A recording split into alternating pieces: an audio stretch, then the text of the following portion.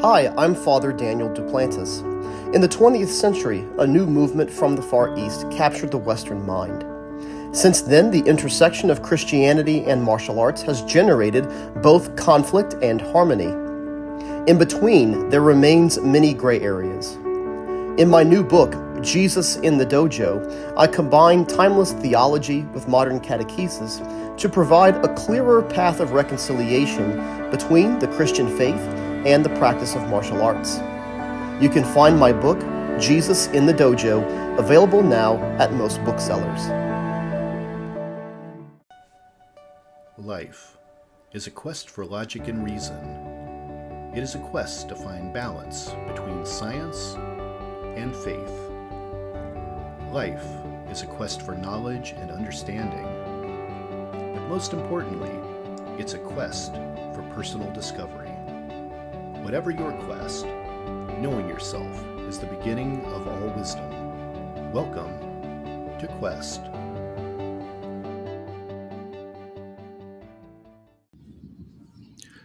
Hi, Lucy. Welcome back to the Quest podcast. Hi, it's great to be back. I'm excited to talk with you. Yeah, well, this is the beginning of season 6, so I'm on my way to 100 episodes. So you're in the season where that's going to happen. Nice. Congrats. That's so exciting. I don't have records like you, but I'm pretty happy I'm getting to 100. So, Yeah. But I wanted to have you back because you are really extraordinary, and I loved our last interview, and it was actually one of my most popular episodes of the last season. So I wanted to have you back because you have new stories to share, new experiences, some crazy stuff I'm going to save for for a moment from now when we get into this. But I want to refresh my memory. So when we talked last time, you were planning to. Correct me if I'm wrong, but were you planning to climb a different mountain, and then there was a reason you couldn't, and then you chose K2 instead? Was that what it was? Yeah, I've been trying to do the Explorers Grand Slam, which Everest was a part of, and so I was planning on doing the tallest mountain in Papua New Guinea, which is the tallest mountain in Oceania as well, and that one's called Karsten's Pyramid. So I was planning on doing that, but it's been closed for years, and unfortunately, it continued to be closed due to tribal warfare. So there's like a big civil war going on in that country. So I wasn't able to do that, and then I was hoping to go to the North Pole. But then with the Russia-Ukraine war, that one was also closed. So just kind of a lot of logistical problems around doing the Explorers Grand Slam right now. So that's when I decided I'll go to K2 instead. Now, is K2 is a tougher climb than the other two you just mentioned, right? Like what you were going to do before? Oh, much tougher. Yeah, it's said to be the hardest mountain actually in the world to climb. It's tougher than Everest, tougher than pretty much any mountain there is. So you did this over the summer. So tell me about that experience, because I watched anything I could watch that was on your Instagram, all your feeds. And for the first thing I noticed was it seemed like it took forever for you to actually get to the mountain, and it was like constantly like hiking and hiking and hiking. And I was like, when's the climb going to begin? Talk to me about the preparation that went into this, and what it was like just to get to the base of this before you started to climb, because the climb itself is its own crazy part of the story. But give me the setup for this. Yeah, going to base camp on K2 is definitely not an easy feat. It was a lot harder than the base camp trek to Everest. It took 8 days in total. So we were trekking for 8 days, but it was very deserty. It was a desert climate, so that made it really difficult just with trying to conserve water, and then just being in that hot environment for so long was really challenging. And it was a lot longer days, a lot harder days for sure than the Everest base camp trek. So yeah, it was definitely a challenge just to get to the base camp. But then base camp, I was there for a long time before I got to actually go and do the actual climb. And just kind of like walk me through what that's like just to get to the base of the mountain. Are we talking like, are you hiking like 8 hours a day, 10 hours a day? How many miles is that? Like, what was that like? What were the details of that? It varies a lot, but it's around like our longest day was 13 miles and our shortest day was probably around 6 or 7 miles. So it was maybe like a four. I think the shortest we hiked was like a 3 or 4 hour day. This one day that was really nice and short, and then our longest day was around 10 hours. Wow. That's Yeah. incredible. That's incredible. I think one of the biggest stories we heard this year was about the death that was on the mountain, and you were there when this happened. So tell me about the climb itself and how that was for you, and then when you heard about this death on the mountain. Let's hear that. Yeah, K2, the climb was a crazy experience. It was the longest I'd ever been on a mountain. I was on the mountain for 40 days. So most of that time I was stuck at base camp. It was a really horrible weather season for K2, and normally one of the hardest parts about that mountain is the high winds and bad weather, but this year particularly was really tough. So I did one rotation up to Camp 1 and back, but we didn't go higher than that just because of the weather. It was like a short window. So, and there's 3 camps, and then some people use 4, and then the summit. So we were just going to use Right. 3, and then the summit. So we went up to Camp 1, back down, and going to Camp 1 is super challenging. It's harder than most days on Everest. Like one of the hardest climbing days I've ever had. It was very difficult to get up, and we actually went to Camp 1 2 different times to acclimatize, because we went up and then it took so long for the rope fixing team to set the ropes because of the weather, that we had to go another time to acclimatize, because our bodies weren't acclimatized anymore to go on the summit push. So it was a lot of just kind of like on the fly things. No one really knew what was going to happen. But then finally we got the signal to go. Everyone was like, okay, like let's go for the summit. And it was maybe the last weather window of the year. So there had been no other windows before that. The rope fixing team hadn't even fixed to the summit. So to even climb a mountain like K2 or like Everest, there's a team that it's called the rope fixing team that puts ropes all the way to the summit of the mountain. And that's what allows you to like go up and down those ropes to actually climb the mountain. So before Right. you even start to climb, like those ropes have to be up there. So Right. that's what was like kind of holding everyone back, was that it was just such bad weather, the rope fixing team couldn't even go up. But Mm. finally we decided, we were just going to follow one day behind the rope fixing team, and everyone, literally like 150 people, all tried to summit basically the same day, all on the same summit timetable. So Wow.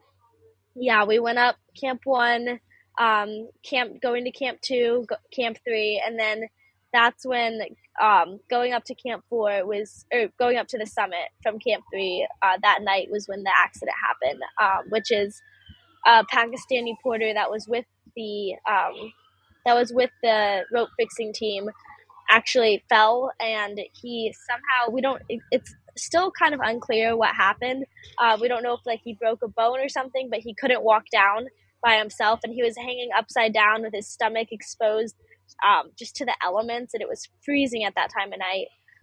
He didn't have proper gear, proper clothing on, so his stomach was just exposed, and he was in really bad shape. And the kind of scandal part of it was that people actually walked past him, like stepped over him while he was dying to get to the Yeah. summit. So that's made big waves and ripples in the mountaineering world since then. I followed some of the stories. You were in a lot of stories about your trek to get to the top, but I did read a lot of news stories out there, and it seemed like there was a lot of conflicting information about what happened to Muhammad Hassan and what exactly the injury was. Some people had said he fell into like a crevasse, and then other people said, part of some ice had broken off and hit him. And like, there was a lot of, I never really got the straight story maybe on what happened. And Mm-hmm. like you were saying about people, stepping over him, one of the stories I read was about a climber who was trying to make the fastest climb to the top, and that the arrogance of her to disregard someone's safety to achieve a record. And it's really, you're right, it was very scandalous. And I didn't know this kind of thing existed in the mountain climbing world. And then I do recognize, like, I imagine a rescue for a guy like that would be very, very difficult, right? Yes, definitely. He was in probably the most dangerous part of the mountain called the bottleneck, and to have a rescue would have been near impossible. Hmm. But people say like you still have to try. Someone's dying, at least an effort, should be made. That's kind of been like the main kind of like point is that it's not that could it have happened or not, could it have been successful. It's it should have happened regardless. Yeah. It's what people are saying. I remember you posted a photo that was just a bottleneck of people. There must have been 100 Mhm. people on the mountain in Yeah. front of you. That was insane. And I believe it was like the middle of the night, right? It was like, you were climbing like really late. Yeah, you always start like summit day. We started at midnight, and that was actually later than anyone else started. Our plan was kind of to start later. People start at 5 p.m., 6 p.m., 7 p.m., 8, like all throughout the night, and start climbing to summit the next morning. Right, right. And then I guess, you never saw the guy that was injured, did you? Did you ever get that close? No, I didn't. Actually, the photo that I took of those like that line of people was the basically the farthest I went. Right Mhm. after that photo, we were hit by a big avalanche caused by everyone standing and waiting. Because what happened, what the photo was kind of showing was that everyone was just standing still, like no one was moving because of the Muhammad Hassan who had fallen. No one knew what to do, like how to help him. So everyone was just backed up in a very dangerous part of the mountain.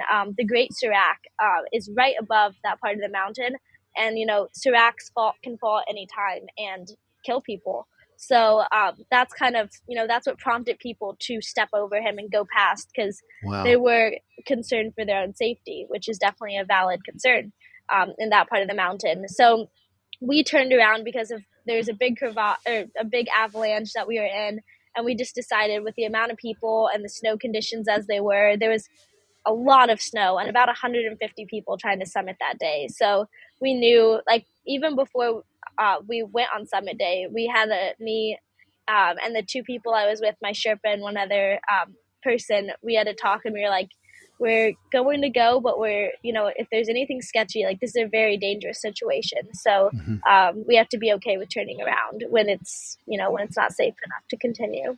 So that's what we did. And when you heard about Muhammad, like, is that? I mean, that's got like be like a grapevine thing, right? Like everyone's just talking about it down the mountain, and you're hearing someone's Mhm. injured. Yeah. Yeah, and that's why there's so many like different perspectives, and it's so unclear what happened to him. Because I mean, it's hard to explain the amount of just confusion that goes on in the mountains. Like people are all communicating through walkie talkies, and Hmm. they like the people on the mountain are communicating back to base camp, and then base camp is communicating back to people on like people climbing. So it's like this two-way thing, and there's so many people telling base camp different things, and base camp's telling other people different things, and then just things get spread around up It's there, up and down the climbing line. the So it grapevine, just right? yeah, it's such a Yeah. great band. It's like, it's like a gossip circle almost, It's Right. you really can't trust whatever you hear until the story comes out from the people who actually were there and saw it. Yeah. So which like later when I was back at camp, I was, the people I was at base camp with were in my climbing company were the people who were right there, like that were with him when the accident happened. So I did get that part of the story. But when we were climbing up, we heard too that we were like, someone had fallen in a crevasse and was injured, and no one could get him out or knew what to do. So that's what we heard when we were climbing up, but which ended up not being the case. He never fell in a crevasse. But yeah. Yeah. Um, what time was it? Do you remember the exact time when you decided you had to turn back? What was that decision like? It was around 3 a.m. So we had only been climbing for about 3 hours, and we were making really good time. We were almost going too fast because our plan was to leave later so that everyone would leave earlier than us and pack the trail for us, and that, there would be less avalanche danger and we wouldn't be near people. So there would, that would also make it so there's less avalanche danger, because it's usually the people climbing in front of you that kind of start those avalanches. Right. So we want to be kind of behind everyone, the big herd of people. But by the time, 2.5 hours, we had basically, when I took that photo, we basically caught up to everyone in that line. And that was right around Camp 4, which no one actually used that year, but right below the Great Serac, where Camp 4 normally would be, is when we kind of, caught up to everyone, and that happened. So it was, that was kind of like the the bad part, is that we caught up to everyone, and that's what caused the avalanches of people ahead of us. And what was that like, that decision to turn back? Is that bittersweet? Were you sad? Is it, how do you feel about that? It's difficult. And on this mountain, I definitely handled it better than I'd, handled past mountains where I've had to turn around early. I was definitely at peace, honestly, with the decision, because just going up to that point, I knew I was super proud of the effort I'd put in, of everything I'd done. And I almost had this feeling where I knew I could summit.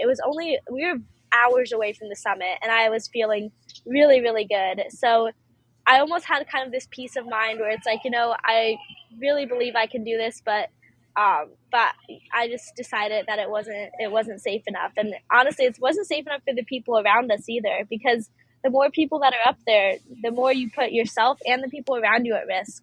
So I didn't really want to be part of that process of making it riskier for those around me. So I felt good about the decision to turn around. And also, it was just such a beautiful morning too. We had been in clouds the whole, from Camp 1 to Camp 2 to Camp 3, just so cloudy. And then finally the clouds had broken. It was just this beautiful, gorgeous morning. And that, I was just I was really enjoying the scenery, and just feeling pretty good. But then later, at base camp, it hits you. You're like, man, I didn't get to the summit. I really wanted to do that. And that definitely hits you. But it didn't really hit me in the moment we were turning around. It kind of hit me later. But I still, even now, I'm still at peace with my decision. I'm glad that I made that decision. Yeah. Yeah. I know after you got back, you posted, some things about, you were really, rethinking things about your experience mountaineering. And I was wondering what that meant. They were fairly cryptic posts, and I thought, just, I couldn't help but wonder, is Lucy not wanting to climb anymore?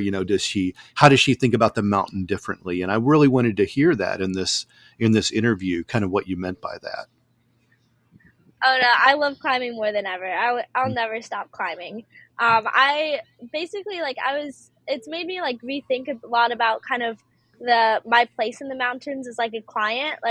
Up to this point, I've done a lot of mountaineering since I was 7, but I've never taken any courses or got trained any medical training, avalanche training, things like that would make me more of an expert in the mountains, rather than more of a client. So that's what I've been kind of rethinking is, I recently took a wilderness first responder medical course that has, I think would help me so much, even in this situation on K2, would make me just more confident in that situation, know what's going on, and maybe be able to help. So that's really what I've been kind of changing, because I always, the guide companies, it's they market it as, you're safe, we got you, anything that happens, it's under control. But really, seeing that on K2, I'm it isn't all the time, sometimes you have to be responsible for yourself and the people around you. So that's kind of the switch that I've had. And honestly, I am considering doing some guiding classes and things like that, or not classes, but getting some guiding, assistant guiding experience, doing a part-time thing this next upcoming summer, fitting it in between school. And yeah, just things like that to really become more of a leader in the mountains, not just, following people up. My producing partner was at the Knowles Institute, the National Outdoor Leadership School. Nice. And he did a lot of different programs that were there, and I was involved with those for a while. shooting some video and things like that. And it's the survival training that you get there is like really amazing. Like I had no idea Mhm. what I mean, you could drop these people anywhere and they would know how to survive. It's like really pretty incredible what they could Mhm. do. It's really interesting. But I Yeah. saw that, that you took that class. I was going to bring that up a little later in the episode that you now have your wilderness training in, which is cool. I want to ask. I want to say a couple more things about K2 before we move on from it. Um, did I hear you were collecting snow samples while you were there? What were Yes, you yeah, doing? I What was that about? was. So I was working with this scientist named Dr. Pena, Dr. Yulana, and she basically she's a doctor, or she's a researcher at Colorado, the university there in Boulder. And I was working with her to collect snow samples from the glacier at different elevations, so that she can measure the black carbon that's present in the glacier. And the black carbon is what basically contributes to the melt of the glacier, Hmm. because it's very like dark. It tracks the sun, and that's what really causes the glacier to melt a lot faster than it normally would. And black carbon comes from, you know, basic carbon emissions like your car, factories, things like that. Yeah. So, if you're cooking something, anything, it basically creates that black carbon. So she's studying how much of it is up there, how exactly that like it contributes to the melting glaciers, and then how we can prevent it and try to reverse those effects. So that's what I Wow. was doing, is just helping to collect that data. Wow. So when will Lucy return to K2? I'm assuming you want to try it again, right? Yeah, I definitely do at some point. I This next summer, I definitely won't, just because I really want to focus on that more of the guiding aspect. And that'd probably be somewhere in the U.S. or Canada, somewhere more local. But I definitely do want to go back, and a lot of that depends on funding, because K2 is a very expensive mountain. So I definitely, it depends when funding comes in, things like that, sponsorships. But I would, so one of these upcoming summers, hopefully in the next few years, I would love to get back to it. Yeah. Yeah. Um, I was reading a story the other day about Mount Fuji. I made some notes about it. I wanted to bring it up because there's a lot of problems right now with Japan's highest peak as a victim of over tourism. And I want to talk about over tourism because what I saw, the pictures you posted, the stuff I saw was like, this is madness. Like I had no idea so many people were going to these mountains and doing this. Like I didn't realize this was such a popular sport and so many people, and especially at the cost. Like I saw how much money you were raising and I was like, this is nuts that people can do this. And so I have some stats here. And it says for Mount Fuji, it says in 2012, more than 2.3 million people visited the 2,400 meter high fifth stage, with a smaller number continuing to the 10th and highest stage. By 2019, that number had more than doubled to just over 5 million. And in July of this year, when the annual climbing season began, about 65,000 hikers reached the summit, an increase of 17% from 2019. This is crazy, these numbers. Have you been Yeah, experiencing this yourself? Like, I guess I assume so on K2. definitely. And I think one of the main things is the 14 peaks that are over 8,000 meters. Those have become super popular, which K2 is one of them, and Everest as well. So I think, especially with like the 14 Peaks documentary, and just like the media around mountaineering, these kind of 14 peaks have been really like popularized, and all over as well. Like Mount Fuji is an example of how this is happening all over. But yeah, like I've really witnessed just yeah, the change in mountaineering, that and I haven't been around mountaineering for that long, especially not in the Nepal and in the Himalayas. But from what I've kind of read and seen, it seems like it's becoming, yeah, a very very popular for almost anyone that's an athlete that's in shape, and that's causing a lot of problems, because sometimes people that aren't experienced can make it to the top if your trip goes smoothly. But if a lot of times it doesn't go smoothly, and if you have no prior mountaineering experience, you have no idea what to do. You're completely in the hands of your guide or your Sherpa. And they're amazingly strong, but sometimes you have to be responsible for yourself. Sometimes they can't help. So it's definitely an issue. And, also with like the the pollution on the mountains that goes with the so many people being on it, and I the wanted to ask glacier about that. melt, Yeah. all of The that. trash. And Yeah. I figured that many humans up there would probably be wrecking things. Yeah, and it's a lot of like the media portrays it as more than it is.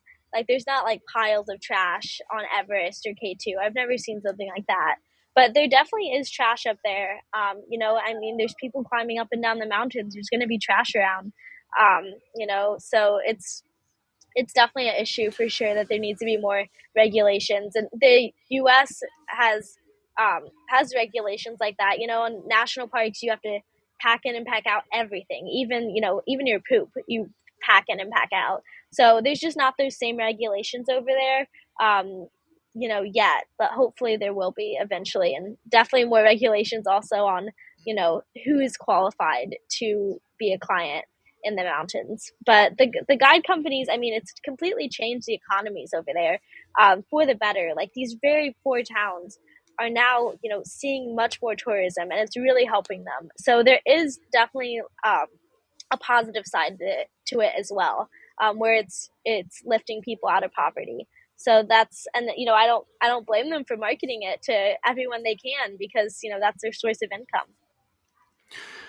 For me, I always looked at people that wanted to climb these amazingly tall mountains as these like elite adventurers, the kind of people that would want to take a balloon around the world, or go up and, for space tourism. Like to me, it always seemed like a very elite thing to do.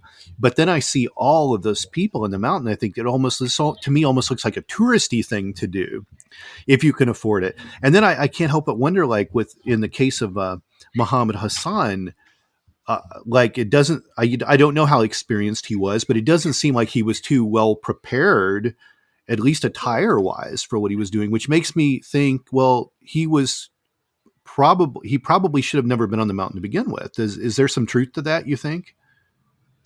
Yeah, I mean, not on the mountain at all, but definitely not, above base camp to where things get really technical without any training. Like, yeah, I mean, from what I've heard and read, it sounds like, he really didn't have any mountaineering training.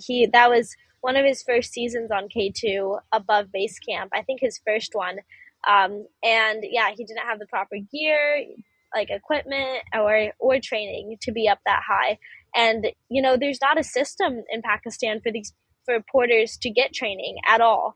You're literally just thrown in, to being a porter, and then eventually, if you're strong, you become a high altitude porter above base camp, and your training is being on K2. Like you just learn season to season, but sometimes you don't make it. You as Muhammad Hassan, you don't make it past your first season because you don't have that training to be able to protect yourself. So that's a huge problem, but there's just not enough infrastructure. There's so much poverty over there. No one's going to fund a school or something Yeah. like that to actually train the porters to do that. And probably not much regulation really for these types of things. No, Yeah. essentially none. Yeah. I want to know what's the stupidest thing you've ever seen someone do on a mountain? Let me think. I You can't must think have of like seen anything off the top of my head. you must have seen someone incredibly inexperienced or wearing something incredibly dumb or taking a selfie at absolutely the wrong place that they shouldn't be doing it at. Have you seen anything, or have you been around like just people that really knew what they were doing and you didn't see anything like that? But I'm curious. More recently, I've definitely been around, people that I've know what they're doing, Yeah. and I haven't seen like a ton of stupid things. But I mean, like one of the more serious things that I've seen that was definitely a very bad decision was when I was on Denali my first time. There was a man who clearly had very bad pulmonary edema, which is like fluid in your lungs due to altitude. Mhm. And that's like a very serious condition where you need to go back down. And like everyone could hear it. You could hear him just like coughing and like the fluid in his lungs, and he just kept going up and up. And actually, it cost him his life. He died on Wow. that mountain. But yeah, like just summit fever type of things, like where you do step over someone that's dying, type of things like that. That you get so focused on your goal, and some people, you train for years, you invest so much money and time into these goals. Like, yeah, I understand that you want to accomplish them, but yeah, some people definitely get that. I mean, everyone gets that tunnel vision, that trying to go for your goal, just to what extent you're willing to go to. Yeah, yeah. Well, so you're back in the U.S. now. You're taking a break from college, right? You're off for this semester, but you're going back at the beginning Yes. of the year. What's Yes. next for you? I know you're talking about wanting to like level up your schooling and getting some training on some things like this, but what are the next big goals for you? If you had to pick another mountain to climb now, what's next? What's 18 months or 2 years from now look like for you? Well, I'm really getting into rock climbing, especially like when I look into like guiding opportunities. If you really want to be a serious guide, like you have to have that rock climbing aspect. So, Hmm. and I've wanted to rock climb for years. I've just never had the time. I've always been in high school, college. Whenever there's a break, I go to a mountain. Um, more focused on high altitude and glacier mountaineering rather than like rock climbing. It's never really been a part of what I do. So it's been really exciting to get more into rock climbing these past, honestly, few weeks. I've just been going to the indoor gyms around here, but Hmm. in this time off right now, I'm getting to go to Joshua Tree for a few days, Yosemite. So I'm definitely going to look for some bouldering and rock climbing around those places for sure. Um, so that's really exciting, just kind of like recently. And I'm also hoping to do an avalanche course in my time off from school in like November before I go back in January. So just getting more like skills like that and more safety things. And then, as I said, maybe guiding, assistant guiding next summer would be amazing. Somewhere like Mount Rainier, somewhere, in the US on a glacier mountain would be pretty awesome. And then hopefully just getting prepared for the next mountain. And I still really am hoping to do the Explorers Grand Slam. As soon as those mountains open up, I am going to be there. I'm really excited for that, but that's just something I can't control with these wars going on. But hopefully they end soon, and I'm able to do that. But I'm also another kind of aspect is that I love the climate research I've done on K2 has really inspired me to kind of get more into that. So I'm applying for a lot of grants and scholarships to be able to maybe go to Antarctica or the North Pole and do more climate research there. So I'm really looking forward to hopefully those adventures if those scholarships work out. So nothing like set planned, but a lot of possibilities for the future that I'm really excited about. Yeah. I don't think I ever asked you this in the previous interview, but do you see kind of if you were able to leap forward in your life a little bit, post post college, do you see yourself maybe having a career surrounding this outdoor life, or do you see yourself in a completely different type of setting? What is your degree? What do you kind of degree are you getting? My degree is public policy, so Mm. I'm hoping to go into water policy. I'm really passionate about the water and sanitation crisis. A big focus of the brand I've made is, to fundraise for water projects in different countries. So that's always been like, I've always been really focused on that. That's always been something that's, I'll wait for this plane to go. It's always been something that's been really kind of central to who I am and something I love to do. And but I have been like, I definitely want to be in the outdoors my whole life, and just with the expense, I've been thinking recently that it's much better to be a guide than a client if it's something you're going to be doing for your whole life. So I definitely see being in the outdoors my whole life, and I've been considering more of that like career in the outdoors. But if I could do a combination, have my own brand that like leads outdoor like guiding activities, but something I can do like part-time while I'm still doing the water policy and all that. I'm not sure. We'll see. I have like too many passions that I really love to do, but You have I some could time. definitely see that. Yeah, You have still some time. figuring it out. Well, Lucy, it's been a pleasure to have you back on. Tell everyone again how they can find you out there on social media and the interwebs and all that good stuff. Yeah, I have a website. It's lucyclimbs.com. And that has, all my information on it, links to my Instagram and all of that. But Instagram is definitely what I'm most active on social media wise, and that's What's Next Lucy. Facebook, my Facebook's linked to that, so Facebook as well, same What's Next Lucy. So yeah, that's pretty much the platforms that I'm active on. Sometimes I post a TikTok here or there, and it's the same What's Next Lucy Sure. username. Yeah. Well, let's do this again after your next mountain. Sounds good. I love it. Metacortex Publishing hopes that you've enjoyed this presentation. Please take a moment to listen to some other podcast offerings from Metacortex Publishing.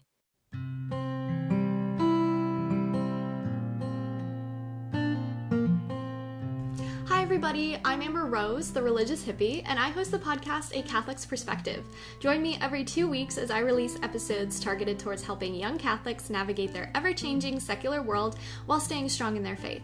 Whether you are a Catholic or not, all are welcome here. So if this is something that interests you, feel free to tune in. You can find A Catholic's Perspective on Spotify, Apple, or wherever you listen to your podcasts. I hope to see you there. Bye!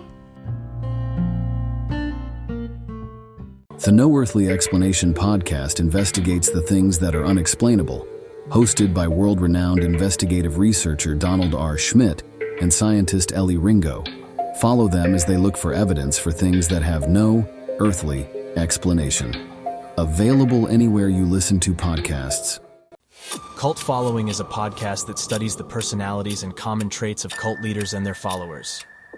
Get the real story behind these infamous and oftentimes tragic cults from a new perspective, through exhaustive research, and from interviews with people that were there. Available anywhere you listen to podcasts.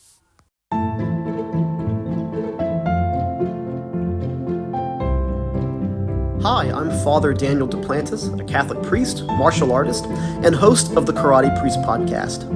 Have you ever wondered what the church teaches about different topics? Are you a martial arts enthusiast or just someone who wants to learn more about martial arts? I'd like to invite you to join me and many guests on my podcast as we cover topics of faith, everyday living, and martial arts on the Karate Priest podcast.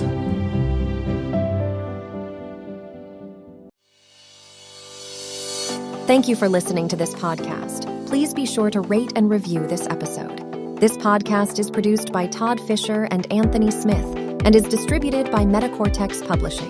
This podcast is copyright. Any previously trademarked or copyright content is used by permission. Information and opinions stated in this podcast should not be construed as medical advice. Please be sure to visit the official website for Metacortex Publishing at metacortexpublishing.com or find us on social media for other unique content.